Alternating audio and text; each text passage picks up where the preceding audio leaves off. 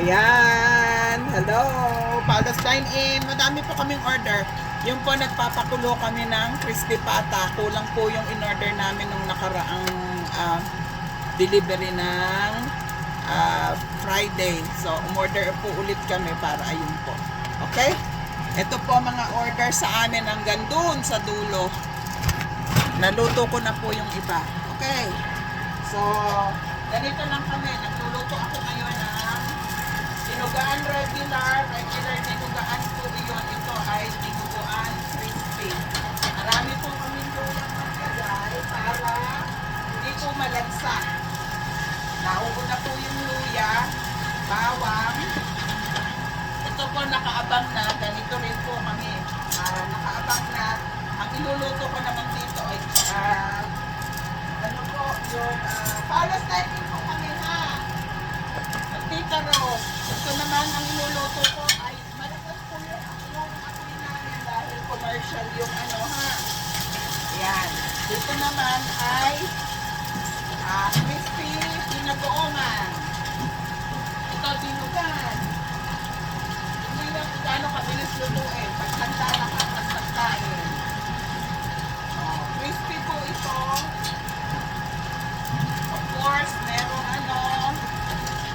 ito po, lagyan na ng sabaw. Dahil masusunog, lagyan din po ito ng sabaw. Kompleto na po yung mga pagkain yan. Ayan. Ito maluluto na. Order po ito sa Uber. So, yung mga gusto umorder pag Uber, ito po ha. Titikman ko kung masarap. Lapit na. Nilalagyan ko po ito ng patis para masarap ang dinugan. Yung naandito po ay sabaw ng chicken adobo. Sarap. Adobo po siya. May patis din ang adobo namin ha. Baka naman sabihin niyo bakit may patis. Anyway, yan po lahat dyan. Tapos po, konting suka pa. Suka pa po. Tapos ang adobo po namin ay nilalagyan namin ng sesame oil. Ayan. I think you can put the rito. Dapat po sa pag-busy, tatlo ang tao, dalawa lang po kami. Kaya naman ang anak ko. Kaya naman namin. So, you put the chicken, you taste it first. Sarap. Adobo. Dinugan.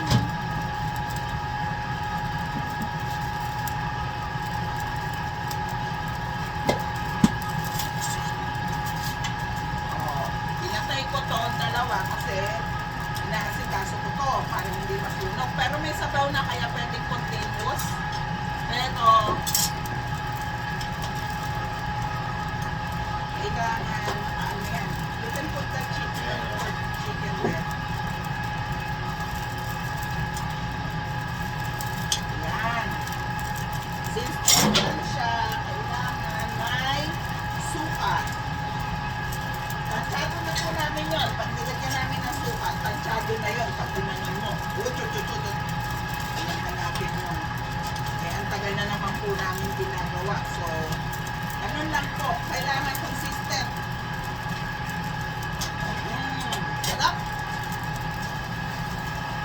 Patis po. Best friend po namin ang patis. Pampasarap ng pagkain niya.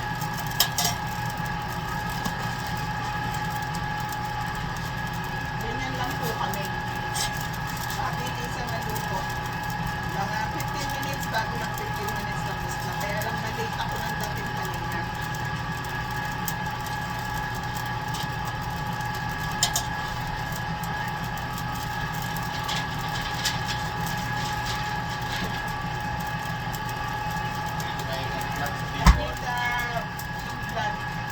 Okay, tapos na po ito. Tapos na, maluluto na. Lalagyan nyo na lang ng dugo. Pag nilagyan nyo ng dugo yan, papatayin nyo yung apoy. Kailangan hindi kumukulo para hindi nagbubuo. Tapos paglagay po namin, tansyado na rin namin yun kung ilang scoop. Then can I have the ibang blood?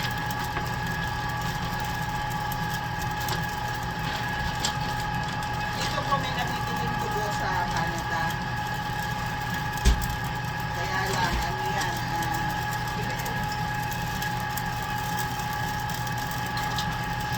ayan po, pinatay ko. Ito kumukulo na. Habang kumukulo, pinatay ko na yun. Yun, malapit na kasi. Pagdating na yung tickets up. Ito po dugo namin. Lagi po namin pagka fresh namin bibilin yan. Tapos, ayan o. Yan, ganyan. Tapos po, pagka inanin nyo na, i-close nyo maigi. Tapos, balik agad sa fridge, sa cooler ha. Kasi, dahil pagkatas niyan, halo agad. Huwag niyong bubuksan yung apoy kasi magbubuo yan. Hindi po lalapot ang sabaw. Tapos, aalugin yung ganon kasi pag hindi nyo inalok, lalapot pero hindi siya magandang lapot. Take care. Yung thick po yung sabaw, ano? So, habang hinahalo, ganyan. Parang bibigyan nyo ng tinutuunan nyo ng pansin yung niluluto nyo. Yan po ang special sa Paulos, hindi basta niluluto. Binibigyan po namin ng importansya yung mga kakain, bawat kakain. Ayan po. Ito ay dinugan din, pero crispy dinugan po siya. Makita niyo po yung thickness ng sabaw niya. Tsaka fine po siya, hindi mabuo-buo. Ayan, hinalo nyo na, then lakas nyo na ulit. See?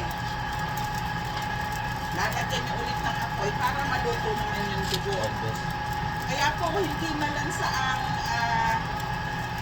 ang tinugan sa amin, sabi ng mga customer namin, kasi yung way po ng pagluluto nyo ang magiging daan para mawala yung lansa. Tapos pag nilagyan nyo ng suka, huwag nyong hahaluin agad kasi mahihilaw. Ang tawag po dun sa mahihilaw na suka, yung pong lasa niya hindi ganun. I don't know why. Pero, yung tuturo sa amin ng magulang namin pag nagluto ka, huwag kang I think this one is done yun yun. Regular yan? Yeah, wala na yun dyan sa langamoy. Ayan po, ganyan po yan. Tapos na. Malapot ang sabaw. Diba? Sarap. Regular. Nilalagyan po namin yan ng konting powder ng chili para po makate. Sabi nila makate daw. Para po umanghang ng konti. Kasi meron na siyang jalapeno, pero nilalagyan ko pa rin ng konting ganun. Ito na. Ito po, medyo natutuyo. Isang scoop lang kasi nilagay ko. Normally, dapat 2 scoop. There you go. Ito po ay para sa... kasi ito, hindi ko pinansin muna. Titingnan ko kung baka nalimutan ko yung iba. Then, pala po, patis, paminta. Where's the paminta you get? There you go. Sarap po, maraming paminta, ha? Huwag magtitipid sa mga rekado. Dapat masarap ang rekado para pag masisiyahan ng customer. Pag nagtipid tayo sa rekado, doon po naapektuhan ang lasa ng pagkain. That's it. That's lang.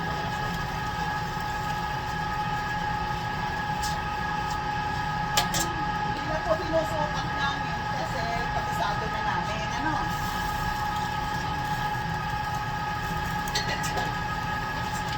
Tandaan nyo po, ang bawat restaurant may kanya-kanyang nagpapakulot po kami kaya medyo na siya, magulo.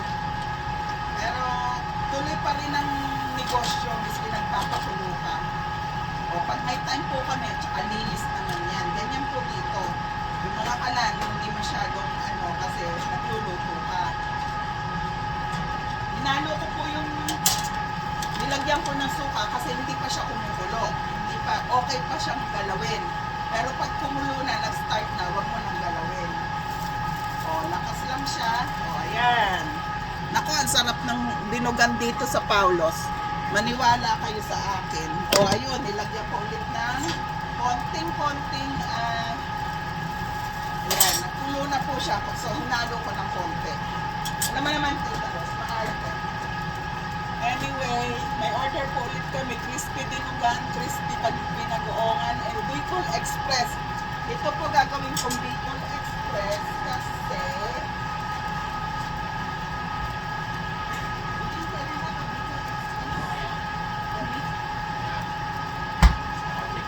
Bicol Express po namin, crispy pinagoongan, meron po siyang pirito. Hindi, ito ay Bicol Express na lang. Crispy binagoongan na lang po. Ganyan po, pag ninegosyo kayo, yung halo niya, kahit naiiba, yun pa rin ang ingredients. Magkakape muna tayo, Tim Horton, baka naman Tim Horton. Yan po ang kape ng aming sa umaga. Minsan po kasi hindi na kami nagkakanaw. Meron naman dito. Kaya lang pag along the way na, minsan pagdating kasi namin, busy na kami sa pag-prep naman ng pagkain. So, ganito lang kami. Ganito ang aming buhay. Ayan, lalagyan ko na ng alamang. Tandaan, wag nagtitipid, ha? Nako! Para po mapalabas ang lasa ng pagkain, wag nyo pong titipirin. Maniwala kayo sa akin. Ang Paulos po, hindi kami kung ano po yung ingredients, yun ang dapat ilagay nyo. Meron po kami sabaw dito na inaano po namin yan para yung lasa ng yung papakuluan kami ng yung mga kung ano-anong buto-buto, tapos ilalagay namin dito. No? Minsan po, I put a little bit of sugar dito sa binagoongan. Kasi masarap yung maalat na malinis-linis.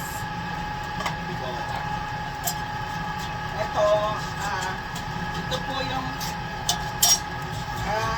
what's this? Ayun. Bicol Express, gagawa na po ako. Kailangan pong uugasan nyo lahat lagi.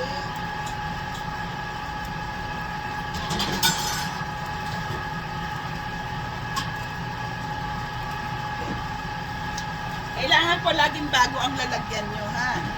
Kasi inugasan na sterilize. Meron po kami doon sa restaurant po kasi napaka-importante ang iwasan nyo po yung cross-contamination kasi meron pong mga allergy ang tao. Pwede po kayong maireklamo kapag po may allergy tapos pinag-cross nyo. Kaya normally po hindi namin pinagsasabay-sabay. Or pagsabayin nyo man, iiwasan yung matalansikan yung isa sa kabila. Okay? Hinaan lang po natin. Ito pong sabaw, malapit na. Ay, kaso. Anyway, papatayin ko na siya. Papatayin ko rin to kasi matutuyo siya din, no? Habang nagpiprito ko ng mga ingredients na. Did you mind if you can look for that one? Ito naman po, binuksan ko na kasi magbibisa naman ako ng para sa Bicol Express. And anyway, ang Bicol Express po ng Paulos ay meron po kami sa bawah. Every restaurant may standard. Yung si Mang Mel po, yung nagre-reklamo sa amin noon, February pa lang, nagreklamo na. Tapos pagdating ng April, binanggit ulit niya. Nagpapakilala siguro. Hindi ko rin may tandaan ng mukha niya mahina po ako sa tandaan, lalo na pagpalaso. Anyway, yun nga po. We have a conversation na bakit daw may sabaw. Eh lahat po, ina-explain ko lahat po ng restaurant may standard. Ngayon, kung ayaw nyo po ng may sabaw, kasi doon po kami nadidistinguish kung saan kami galing. Eh, yun ang pagkain iluluto namin. Oh. Ngayon, nagagalit siya. Hindi daw dapat gano'n. Ako, hindi pa po nagkasya. Meron pa siyang review. Mapapasa niyo po doon sa review namin. Hindi daw ako kausap. Ako po yung kausap niya, si Tita Rose. Sabi ko, I keep on explaining to him na hindi po, yun po kasi ang standard namin. If you want to, dapat sinabi niyo sa amin na ayaw mo nang may sabaw. First time ka namin naging customer. First time din mo akong naging customer. Nakakain ka ng pagkain. Pero bumalik naman po, bumili ng crispy pata.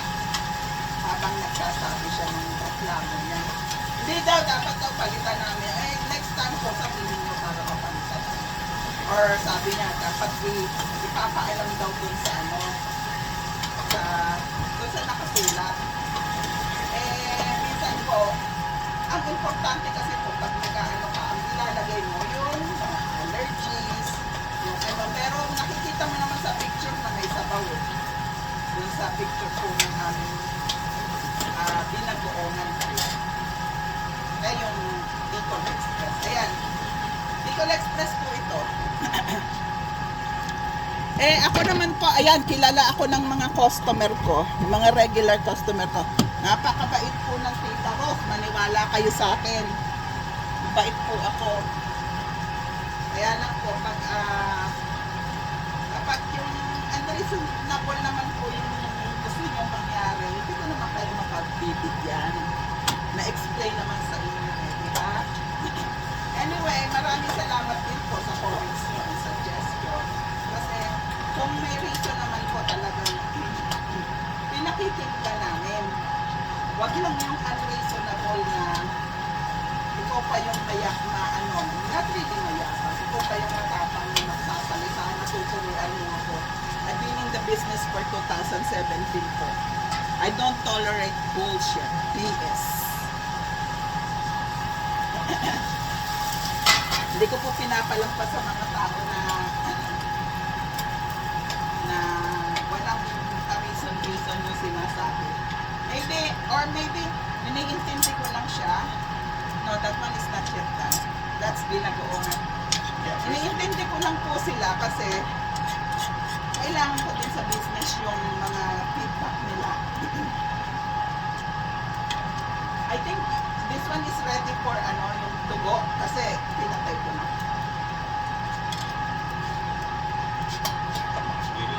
I need the dito. Ganito po, ito yung namin, yung Bicol Express. Ito po yung Bicol Express. Teka lang namin. let's get... Lagyan ko ng konting sabaw. Tapos meron po yan. Ilalagay na, ano ba to?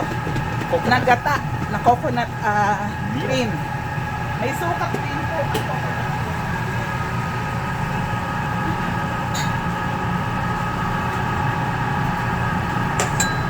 This one is the new one, right? Double check mo. I also got more coconut, stocked up.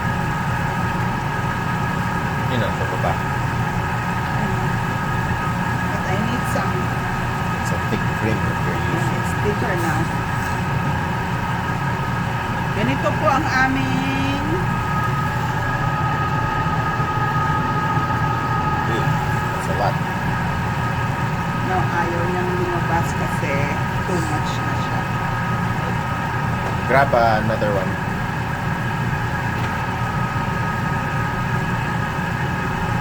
That's the coconut fat. Get another one, man. No.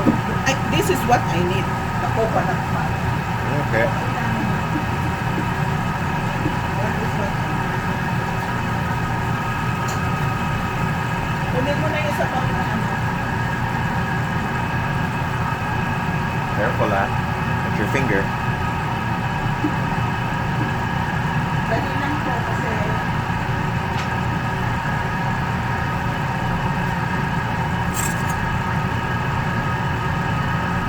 Oh.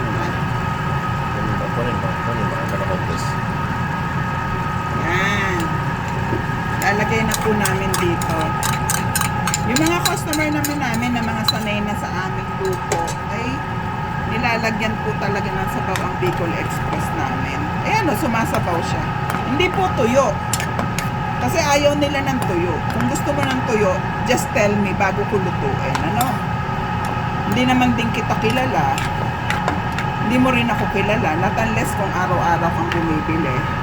Anyway, thank you rin sa muling pagbabalik at umorder ka ng crispy pata. Ayos na yun. Diba? Na-explain ko lang. Para po dun sa mga susunod na ano. Syempre, pag po kayo sanay umorder sa mga restaurant, miski sa mga ano, diba meron po silang standard na sinusunod. O, diba ina-accept nyo naman yun, yung standard. Pero bakit po pag kapwa Pilipino nyo, hindi nyo ina-accept? Kung mag-ano kayo, kala nyo kung inapi kayo. Eh, wag po ganon, Mang Mel, ano?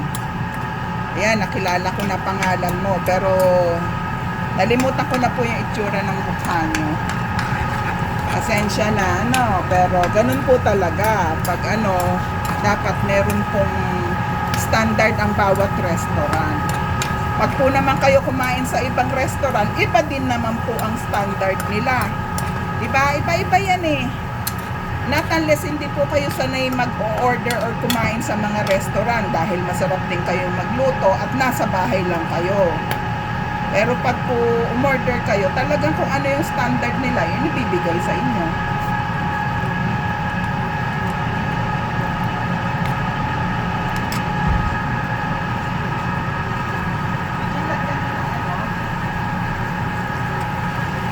Nilagyan ko po ng konting asukal kasi yung Eggplant is ready now. ito. Ito yung binagoongan Yeah, the pork is ready too.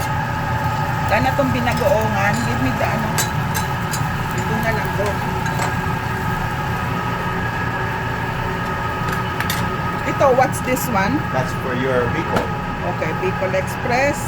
Ilalagay na po natin, nasan yung pritong niya?